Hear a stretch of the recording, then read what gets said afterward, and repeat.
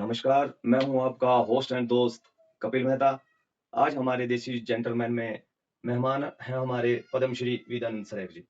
आपका हमारे चैनल पे बहुत स्वागत। धन्यवाद। पद्मश्री विद्यानंद सरेख जी की आपके निजी जीवन के बारे में थोड़ा-सा विस्तृत रूप में आप बताएँ? रुद्र महाराज मान करके इसको प्रणाम करता हूँ और जी, आपको भी नमन करता हूँ कि धन्यवाद। आपने एक और जो रासूमांदर क्षेत्र जो हमारा चूड़धार से संबंधित है, जी, तो आप तो देसी जेंटलमैन आज ये बता रहे हैं और मैं अगर शिवगुरु महाराज को देसी जेंटलमैन बताऊँ, जी, तो ये कोई अतिशयोक्ति नहीं होगी बहुत क्योंकि बड़ी बात है। जी, चूड़िया दानव जो जहाँ पर देखिए वो इसी क्षेत्र में जन्मे और सबसे पहले उन्होंने चूड़िया दानों का वो विनाश करके विनाश करके। और पाताल नदी उस का उद्गम वहीं से हुआ और जो जाकर के ये एक चीज़ और आपसे जानना चाहूँगा कि स्कूल डेज़ से लेकर आपका पद्मश्री तक का एक सफ़र, एक टीचर के रूप में आपने अपनी सेवाएँ दी हैं और उसके बाद एक पद्मश्री जो कि थोड़ा-सा संक्षेप में बताएँ? मैं एक गरीब परिवार में पैदा हुआ हूँ मैं और मेरे पिताजी जी, और वो एक कलाकार भी थे। मुझे क्या पता था कि माताजी भी अ, एक कला प्रेमी थी, जी, अच्छी गायिका भी थी और मैं 4 वर्ष का था जब मैंने मंच यहाँ पर ये करियाना का मंच जी, में अपने पाँव रखे और जी, पढ़ने के लिए यहाँ कोई स्कूल नहीं थे। जी, फिर थोड़े दिनों में 1948 में जब देश 1947 में यहाँ डिस्ट्रिक्ट बोर्ड के स्कूल खुले, तो फिर हमें उसमें उस डिस्ट्रिक्ट बोर्ड के स्कूल से मैंने प्राइमरी पास की। जी, फिर 5वीं तक यहाँ पर पढ़ा, फिर 5वीं पढ़ने के बाद बिल्कुल। गया मैं फिर 6ठी क्लास में पढ़ा, फिर 6ठी से 10वीं वो की। इसमें भी एक ऐसी कहानी रही कि मैं जब 9th में पढ़ता था, तो जी, पिताजी ने शादी तय कर ली। तो अच्छा, अब सब लोग उन्होंने वो शादी तय कर ली और वो शादी भी मेरी पसंद की थी। वो बचपन में हम कभी वो मेरे ससुराल गए थे, वहाँ पर एक शादी में यहाँ से बारात में, तो हुँ, वो वहाँ उसको देखा, उसने मुझे पानी पिलाया, मैंने कहा शादी करनी है तो वहाँ से करूँगा। मतलब आपकी लव मैरिज रही है? 26 गते 26 प्रविष्टि चैत्र की शादी तय थी और 10 प्रविष्टि चैत्र को पिताजी एक्सपायर हो गए। ओहो! धर्मपत्नी है, जी, वो क्या नाम राजगढ़ में, वो अच्छा, 6ठी को हुई थी, 5वीं पास कर जब मैं 9th का इम्तिहान दे रहा था, ये कहानी 10वीं में फिर जी, शादी हो गई। जी। तो 10वीं में शादी होने के बाद फिर वो घर में थी माताजी और वो रहती थी और मैं स्कूल को जाता था। जी, बोर्ड में को 10वीं समय ही ऐसा था उस समय पे कि हाँ, आपको 9th और 10th पढ़ा हुआ आदमी तहसीलदार लग जाता था। हाँ। तो लेकिन उस समय के बाद आप जो है अध्यापक के रूप में भी आपने कार्य किया तो बस वो 59 में मैंने मैट्रिक किया और 59 में ही क्या कहते हैं 21 सितंबर को मैं तो मुझे पता है कि आपका 1976 के करीब आपने नौकरी छोड़ के या 1970 में इलेक्शन हाँ, लड़ा था नहीं आपने हाँ, कोई? वो तो 70 में लेकिन 1970 में वो 76 में मैंने नौकरी छोड़ दी। जी। फिर मैंने टिकट के लिए दावेदारी की तो और तो 1970 के बाद जब आपका इलेक्शन आपने लड़ा और उसमें आप हार गए, उसके बाद का समय आपने आपकी आजीविका का मुख्य साधन फिर आपका एग्रीकल्चर आ गया कि फिर आपने कुछ और कोई नौकरी वगैरह की कोई आपने कोई और? ज़मीन तो थी हमारे पास, जी, तो लेकिन एग्रीकल्चर ही हमने अपनाया और फिर उससे भी अपनी वो आजीविका क्या चली कहते हैं, रही। लेकिन एक ऐसा समय आया है कि जब ये हारने के बाद मेरे पास सोसाइटी की दुकान भी थी, मैं फिर पेपर का काम भी, अखबारों का काम करता रहा। जी, फिर मैं रिपोर्टिंग भी करता, यहाँ से वीर प्रताप का वो रिपोर्टर बना, जी। यहाँ से डिस्पैच भेजना। एक और जो बात है हमारी संस्कृति की, वो है हमारा ठोडा दल। ठोडा टूर्नामेंट या सर ठोडा, क्योंकि ठोडा आज की डेट में जो है वो स्कूलों में भी खेल में जोड़ दिया गया है। तो आप क्या समझते हैं उसके बारे में कैसा है? देखिए, ये जो ठोडा है, ये वो कौरव समर्थक शाटर और पांडव समर्थक पांचाल जो लड़ते रहे जी, सदियों तक और ऐसा वैमनस्य था कि भी वो अब इन शाटरों और पांचालों में यहाँ पर 18 बिरादी या शाटरों की थी, 18 पांचालों की थी। जी, ये जो 18 पांचालों में 4 गीडू, 4 बड़े राजपूत हैं। जी, क्या कहते हैं जो उन गाथा गीतों से, इनमें से हाबड़ी हैं, मझगावी हैं और जनैना है और पगैना है। ये सबसे बड़े राजपूत थे। बाकी इनके गाड़े बोलते, कनीरू होता था जिसको जी, वो पहले तीर को कनीरू बोलते जी, थे जी। और ठोडा नृत्य की शुरू उत्पत्ति वहीं हुई और उसको इसको खेल में परिवर्तित कर दिया। लेकिन इसको राजपूती खेलेंगे, फिर इनकी अपनी ठौर होगी और उसके लिए नियम असूल वक़्त के मुताबिक बनते तक रहते। ये त्रिविधा नृत्य है, इसमें इस नृत्य है, ये नृत्य है, मिलते निशाना हैं। लगाते, जी, एक-दूसरे को निशाना लगाने के "ओरे तू देखिए तेरी बोई और मुँह छोड़ो रे सुर तुर ठोक जी, जी। बूढ़ा ना जाए।" हाँ फिर जी, उसका जब उसका वो जो तो उसका जवाब वो देता है। हाँ जी। मतलब जो संवाद हम करते थे, वो हास्यास्पद भी होते थे, व्यंग्यात्मक भी होते थे और दूसरे को उसको चिढ़ाने के लिए चिढ़ाने के लिए भी किए वो भी जाते थे। वो करते थे। तो इस तरह से ये है। फिर वो 2 ही आदमी अपने आप में निर्णायक होते थे। फिर इसका निर्णय तब होता था अगर किसी की टाँग में हट जाए। अपने विधान नृत्य है और इसको नाट्य है और मान की लड़ाई से हट करके ये निशानाबाजी को करके ये जन आकर्षण बना दिया। ये और लेकिन वो शाठा-पाशा का जो परंपरा है, ठोड़े है उनका बिल्कुल। वो क्या कहते हैं क्योंकि ठोड़ हाँ, ठोड़ जो है ना वो कुल देवी जी। बनी और वो इस ठोड़ा खेलने के लिए ही इसकी व्यवस्था मानेगी 9 देवियाँ हैं क्या है, जी, उनमें से इसको एक अलग रुतबा प्राप्त प्रदान हुआ। जी, तो और जो ठोड़ा का ताल है वो रौदर ताल है, ठड़े कहते हैं ये 12 मात्रा की बंदिश है।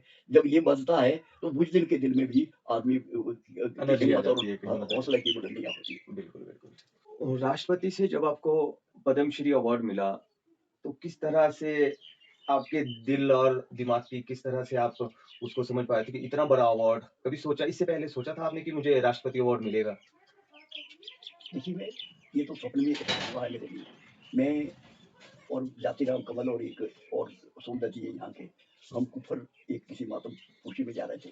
जी, तो जब मैं यहाँ हम यहाँ साथ में सड़क को नीचे उतरने लगे गाड़ी में, तो मुझे टेलीफ़ोन आया जी। दिल्ली से, भैया आप बिजन सर बोल रहे हैं? मैंने कहा जी।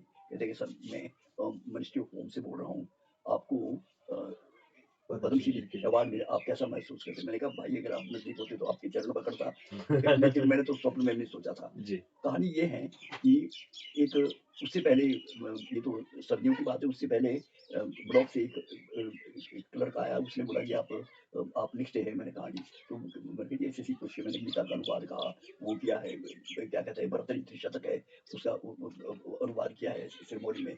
फिर हम क्या कहते हैं ये आपका रवींद्रनाथ टैगोर की वो क्या कहते हैं जो गीतांजलि है गीतांजलि उसकी जी। 50 कविताओं का उसका वो किताब भी छपी है मेरी। तो ये और भी पुस्तकें लिखी है 1000 से ज़्यादा मैं गीत लिख चुका हूँ जी, उसको बताया। और मेरी मेरी चिट्ठी चादर वगैरह बहुत पहले छपी है। नावला और सूट का कविताएँ क्यों ऐसे उनसे वो मैंने वो बताया और वो चला गया। जी, बोले जी हमारे से प्रशासन ने माँगा, इतना ही हुआ। जी, मैंने नहीं की ना कोई लॉबिंग की ना मुझे पता नहीं था कि मैं जी, क्या था। तो जब वो उन्होंने वो बताया तो मैं ऊपर तक आते हुए 10 बार मेरे दिमाग में मेरे को वही ठग तो नहीं रहा अभी पदम जी, सिंह जी। मुझे वो नाम ही सुना था, हमने तो कभी वो नहीं। जी, जी। जब मैं यहाँ आया तो मैंने रमेश को बोला, मैंने कहा बेटा ना मेरे को कोई टेलीफ़ोन आया है, तो क्या कहते हैं क्या कहते हैं मैंने मिनिस्ट्री ऑफ होम कहा से। और वो बोलते जी बोलो किस नंबर से है? नंबर तो ये है। हुँ, तो मेरी पोती है, उसने पीएचडी की है डॉक्टर है ये बल्कि यहाँ जी। उसका फ़ोटो लगा हुआ। हाँ जी, हाँ जी। तो उसने बोला दादाजी आपका दिमाग खराब हो रहा है, पद्मश्री आपको कैसे मिल सकता है? ये तो जी। बड़े-बड़े लोगों को मिल सकता है। मैंने कहा तो मिलता होगा। तो इन द मीन टाइम उसी वक़्त एक और एक सुंदर सिंह जी वो मेरे को मामा बोलता है वो बेचारा और क्या उसकी माँ से धर्मशाला था। सुंदर सिंह जी से उन्होंने बोला कि मामा जी आप मैं निकाल करके स्कैन करके वो हमने देख लिया। तो फिर वो पढ़ने लगे भी वो नाम। तो वो नाम जो है सोनू निगम का ये लोगों को मिलता है कि आप आपका दिमाग में कोई ऐसे मैंने कहा आगे खोला तो मेरा नाम भी आया। मैंने कहा ये तो है भाई ये जी। पता नहीं भी कैसा है। हुँ, तो मैं अचंभे में था, मेरा परिवार अचंभे में था और बिल्कुल, मैं फिर घरवाली से भी कहूँ कि भई ये तो एक बहुत वो क्या कहते हैं बहुत बड़ी उपलब्धि है। वो बात है। मैंने बहुत सी पुस्तकें ये इस अचीवमेंट के पीछे मुझे नहीं था भी ऐसा हुआ होना है जी, या हुआ है। फिर जब ये हुआ तो उससे पहले मुझे क्या संगीत नाटक अकादमी ने राष्ट्रीय पुरस्कार वो भी राष्ट्रपति ने फ़ोटो यहाँ लगी है। जी, जी। राष्ट्रपति ने ये राष्ट्रपति ने अवार्ड दिया दिया था, जी। ताम्रपत्र भी दिया है ये उपन्यास लिखे आपने, बहुत सारी कविताएँ भी आपने लिखी हैं और नाटियों में। तो सर अभी आपका रिसेंटली एक आप उपन्यास आपने जो लिखा है, थोड़ा उसके बारे में बताएँ? देखिए ये जो उपन्यास है ये 3-4 मिनिस्टर वो अखिल भारतीय महिला दिवस नान में उस जी, दिन मैंने इसका विमोचन करवाया है। जी। तो ये राहु रोडेन है ये सिरमौली का। अच्छा, मतलब राहु एक ऐसा ग्रह है, जी, क्रूर ग्रह कह लें।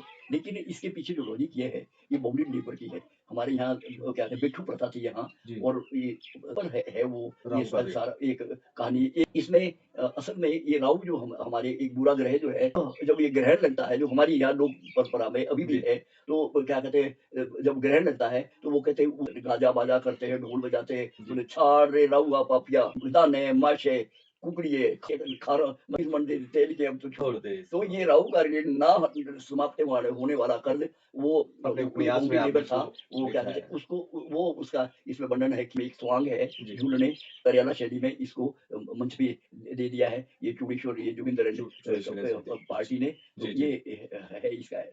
और भी ये जातीय प्रथा पर रहा है कि भाई किस जी, तरीके से छुआ-छूत था, निचली जाति से वो शादियाँ नहीं कर सकते थे लेना जी, देना। आज क्योंकि बिल्कुल। देश को अगर एकता और अखंडता में, क्योंकि अगर हिंदू ही कई तरफ को बढ़ बँट गए, जाएगा, तो फिर बिल्कुल। जो जितनी और बिरादरियाँ हैं वो क्या करेंगे? बिल्कुल, बिल्कुल। वो क्या कहते हैं? पद्मश्री विद्यानंद सरेख जी, आपके सबसे नज़दीक, आपके दिल के नज़दीक कोई एक कविता, कोई एक नाटी जो आप दर्शकों हमारे दर्शकों को आप सुनाना चाहेंगे? कविता का शीर्षक है वाह!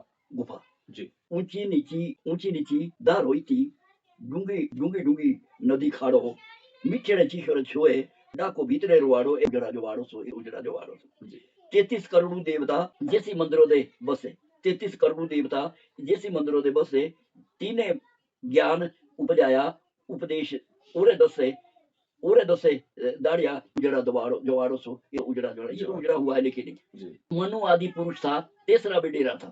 मनु आदि पुरुष था, तीसरा भी डेरा था. जीवनेरा उनर तीनी यही दो सगेरा ए उजड़ा जवाड़ो सो, ए ये उजड़ा जवाड़ो सो. जवाब। विशिष्टो वाल्मीकि ऋषि वेद व्यास ओए गुफे ने तपस्या की, सेवक संन्यास लोए उजड़ा वाह! जवाड़ो सो, ए तो उजड़ा जवाड़ो जवाब। सो. बड़ाड़े री भेड़ो इंदी छूटे बसो पाड़िए, जी, बड़ाड़े री भेड़ो इंदी छूटे बसो पाड़िए, गुजरी रा दिन था हंसदी जवानी है. क्या बड़ा री भेड़ो इंदी छूटी बसो पाड़िए, गुजरी रा दिन था हंसदी जवानी है, ए उजड़ा जवाड़ो सो, ए ये उजड़ा उजड़ा जवाब। जवाड़ो सो. बहुत बढ़िया। ईदी दरवाजा यही देरा सदा खुला, जी, दरवाजा यही देरा इधर सदा खुला। ऊंचा नीचा छोटा बड़ा आओ बट काबूला, बिल्कुल, ऊंचा नीचा छोटा छोटा बड़ा बड़ा आओ बट काबूला, ये उजड़ा जवाड़ो उजड़ा सो. जवाब। जब कुएं ना था मानो। तो मेरी ये यादगार हो सो. हुँ, युग युग बीता जमाना, जुग बदला जमाना। युग बदला जमाना, जुग बसा कोई बस मेरे संसार हो सो, कोई बस ऐसा। कोई भी मेरे संसार बसो और बसा उजड़ा जवाड़ो सो, उजड़ा जवाड़ से. आजोरा सभ्य समाज इनीरा भी मूल ओसो, आजोरा सभ्य सभ्य समाज समाज इनीरा मेरे भी मूल मूल ओसो, से तोपी उजड़ा जवाड़ उजड़ा जवाड़। जवाड़ो सो, उजड़ा जवाड़ो सो. मंदिर रो तीर्थ हुँ, पूजने रा ठाऊं पे, मंदिर रो तीर्थ पूजने रा ठाऊं पे, हुँ। सरे का नद इते, सरे का नद इते, जब ईश्वर राइंदा नाऊं पे, ईश्वर रा नाऊं ए उजड़ा जवाड़ो सो, ए उजड़ा जवाड़ो सो. पद्मश्री विद्यानंद सरेख जी ने ये कविता लिखी है। ये काफ़ी पहले पब्लिश हो चुकी है इनकी ये किताब। तो उजड़ा जवाड़ एक रवाड़ हमारी भाषा में उसको बोला जाता है।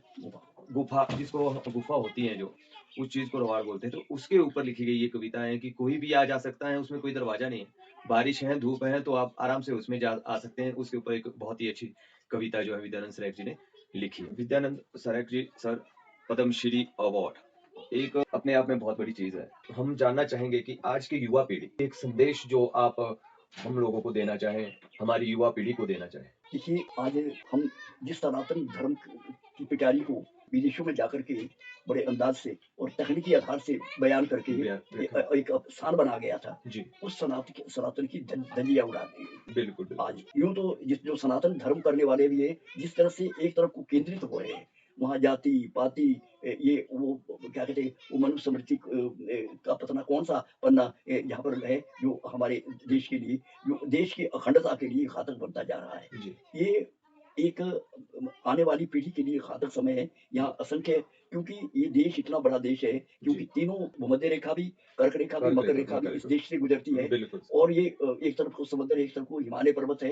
जी, और यहाँ की आब हवा लेरा दे, पूर्व में सूर्य, यहाँ आसाम में जिसको हम काबरू देश कहते हैं, और पश्चिम में कश्मीर की सुरम्य घाटी है, जहाँ इस देश में और गंगा यमुना सरस्वती गिरी गंगा कितनी नदियाँ और नदियाँ कितने बहती हैं। पवित्र स्थान है. जी, लेकिन उसके बावजूद भी हमने धर्म को, इस सनातन धर्म को एक पिटारे में बंद करके एक जगह वो करके सारा देश को एक विघटित करने का प्रयास किया जा रहा है. जो रही सही कसर है वो राजनीतिज्ञों ने इसका कहीं धर्म का इस्तेमाल करना, कहीं जाति का इस्तेमाल करके इस राजनीतिक जो एक परिप्रेक्ष्य है उसको ध्वस्त कर दिया है. आज आने वाली पीढ़ी को संभलना होगा. अगर आने वाली पीढ़ी ये इसको समझती है तो जी। हमें इस देश की अखंडता, एकता को अगर बरकरार रखना है तो हमें ये सबसे पहले हमारे को इस देश की अखंडता को, एकता की ओर जाना पड़ेगा. ये जो दीवारें हैं इसको खत्म करना पड़ेगा. ये कौन करेगा?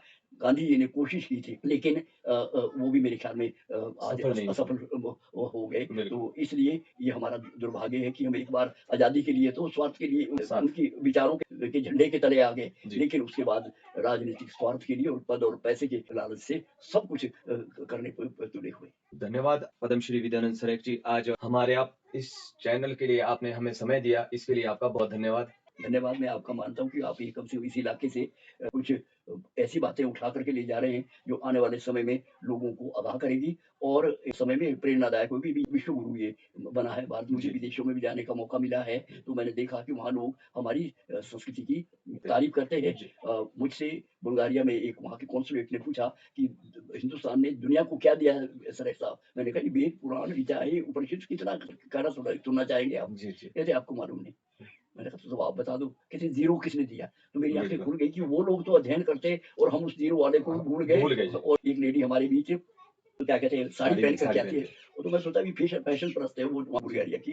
तो वो हमारे बीच बैठी थी, एक लेडी, और उसके बाल इनके शाबरे बोलते हैं हमारे पहाड़ी में, लाल बाल होते हैं अंग्रेजों के। तो मैंने उस पर एक गीत लिखता था, बुर्गा जोरिए बुर्गा रटिए तेरे शाबरे बालो ता देखे रो और ये मुंदे जियो दे छुटिए बोआलो। और अंग्रेज उस गीत को उस दिन ऐसा गीत लिखा। फिर वो हिंदी में बोली मेरे साथ। वो कहते, आप लिखते भी है? मैंने कहा, आप हिंदी भी बोलते हैं? कहते, मैं तो हिंदी इसलिए बोल रही हूँ कि मैंने वृंदावन गोकुल में जा करके सूरदास पर पीएचडी किया है। और कहते हैं साड़ी ऐसे नहीं पहन रखी मैंने। मैं भारतीय नारी का आदर करती हूँ। वहाँ शालीनता है, उनमें शर्म हया है, दया है, प्यार है। ये वो पति से मतलब तरह तरह की बातें की और हिंदी में मेरे से बोला। मैं बड़ा बहुत बड़ी प्रभावित हूँ। वो लोग हमारी सभ्यता संस्कृति की को जो मूल तत्व उसको अपना रहे हैं, और तो हम लोग छोड़ रहे हैं। देश को भी गर्व होना चाहिए। गर्व तो करते हैं लेकिन लेकिन हम छोड़ रहे हैं ना उन चीजों को। तो वो लोग अपना रहे हैं, हम लोग छोड़ रहे हैं। आपका हमारे इस पॉडकास्ट में बहुत बहुत धन्यवाद आने पे। धन्यवाद।